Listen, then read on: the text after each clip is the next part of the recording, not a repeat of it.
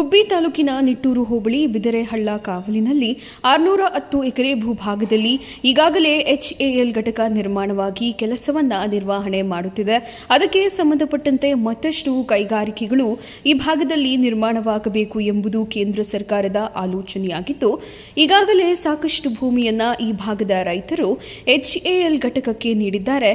ಮತ್ತಷ್ಟು ಭೂಮಿಯನ್ನು ರೈತರಿಂದ ಪಡೆದುಕೊಂಡು ವಿಸ್ತರಿಸಬೇಕು ಎಂಬ ಆಲೋಚನೆಯಲ್ಲಿದ್ದು, ಅದಕ್ಕಾಗಿ ಕುಂದರನಹಳ್ಳಿ, ಸಾಗರನಹಳ್ಳಿ, ಬಿದರೆಹಳ್ಳ ಕಾವಲ್, ಸೋಪನಹಳ್ಳಿ ಭಾಗಗಳಲ್ಲಿ ತೋಟಗಾರಿಕಾ ಇಲಾಖೆ, ಕೃಷಿ ಇಲಾಖೆಗಳು ರೈತರು ಬೆಳೆದಿರುವಂತಹ ತೆಂಗು, ಅಡಿಕೆ, ಬಾಳೆ ಸೇರಿದಂತೆ ವಿವಿಧ ರೀತಿಯ ಮರಗಳನ್ನು ಲೆಕ್ಕ ಹಾಕುತ್ತಿದ್ದಾರೆ ಎಂಬ ಮಾಹಿತಿಯನ್ನ ಈ ಭಾಗದ ರೈತರು ತಿಳಿದ ಕೂಡಲೇ ಪ್ರತಿಭಟನೆಗೆ ಮುಂದಾಗಿದ್ದಾರೆ. ಪಿತ್ರಾರ್ಜಿತವಾಗಿ ಬಂದಿರುವಂತಹ ಆಸ್ತಿಯನ್ನ ನಾವು ಯಾವುದೇ ಕಾರಣಕ್ಕೂ ಕಳೆದುಕೊಳ್ಳಲು ಸಿದ್ಧರಿಲ್ಲ. ನಮ್ಮ ಜೀವವನ್ನ ಬೇಕಾದರೂ ಕೊಡುತ್ತೇವೆ, ನಮ್ಮ ಭೂಮಿಯನ್ನು ಕೊಡುವುದಿಲ್ಲ ಎಂದು ಆಕ್ರೋಶವನ್ನ ವ್ಯಕ್ತಪಡಿಸಿದ್ದಾರೆ. ಎಚ್ಕೆಎಲ್ ನಿರ್ಮಾಣವಾಗುವಂತಹ ಸಂದರ್ಭದಲ್ಲಿ ಮತ್ತೆ ಯಾವುದೇ ಭೂಮಿಯನ್ನು ರೈತರಿಂದ ಪಡೆಯುವುದಿಲ್ಲ ಎಂಬ ಹೇಳಿಕೆಯನ್ನ ಅಂದಿನ ಜಿಲ್ಲಾಧಿಕಾರಿಗಳೇ ನೀಡಿದ್ದರು. ಆದರೆ ಈಗ ಮತ್ತೆ ರೈತರ ಭೂಮಿ ಪಡೆಯುತ್ತಿದ್ದಾರೆ ಎಂಬ ಸುದ್ದಿ ಕೇಳಿ ಆಘಾತವಾಗಿದೆ ಎಂದು ರೈತರು ತಿಳಿಸಿದರು. ಇಲ್ಲ ಆಕ್ಚುಲಿ 610 ಎಕರೆಯಲ್ಲಿ ಎಚ್ಎಎಲ್ ಬಂದು ಸ್ಥಾಪನೆ ಆದರು. ಅವ್ರು ಬಂದು ಸ್ಥಾಪನೆ ಆದಾಗ ಎಚ್ಎಎಲ್ ಸರ್ವೆ ನಂಬರ್ 1 ಮಾತ್ರ ಮಾಡ್ಕೊಂತೀವಿ ನಾವು ಅಂತ ಹೇಳಿ ಬಂದು ಸ್ಥಾಪನೆ ಮಾಡ್ಕೊಂಡ್ರು. ಈಗ ಬಂದು ಇಡೀ ರೈತರನ್ನೆಲ್ಲ ಒಕ್ಕಲೆಬ್ಬಿಸೋ ಕೆಲಸ ಮಾಡ್ತಾ ಇದ್ದಾರೆ.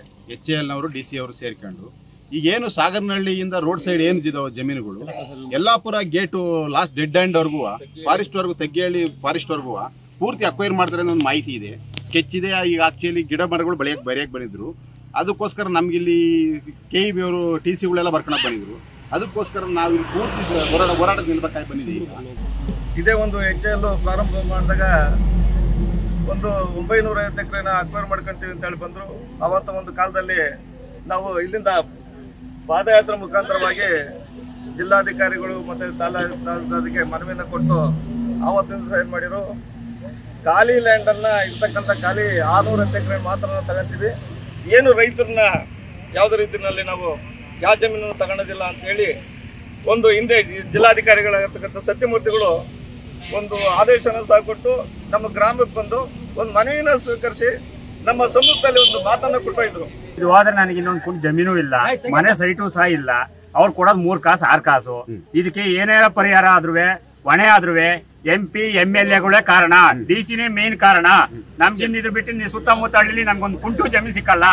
ಈಗ ನಾವು ಅವ್ರು ಕೊಡೋದು 20 ರೂಪಾಯಿ ಜಮೀನು ದುಡ್ಡಲ್ಲಿ ನಮ್ಗೊಂದು ಸೈಟ್ ಸಿಕ್ಕಾಗಲ್ಲ, ಎಲ್ಲೂ ತಾಣಕ್ಕಲ್ಲ.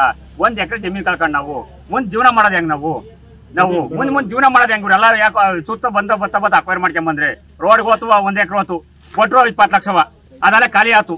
ನಾವು ಮುಂದೆ ಜೀವನ ಹೆಂಗ್ ಮಾಡೋಣ? ಇನ್ನು ಉದ್ದಾರಣೆ ಮಾಡ್ತಾರೆ ಇವರು MP MLAಗಳು ಸೇರ್ಕೊಂಡು. ಬರೋ ಓಟ್ ಹಾಕಕ್ ಮಾತ್ರ ಬರ್ತಾರೆ, ನಾವು ಬಿಡಿಸಲ್ಲ ಅಂತ ಜಮೀನ.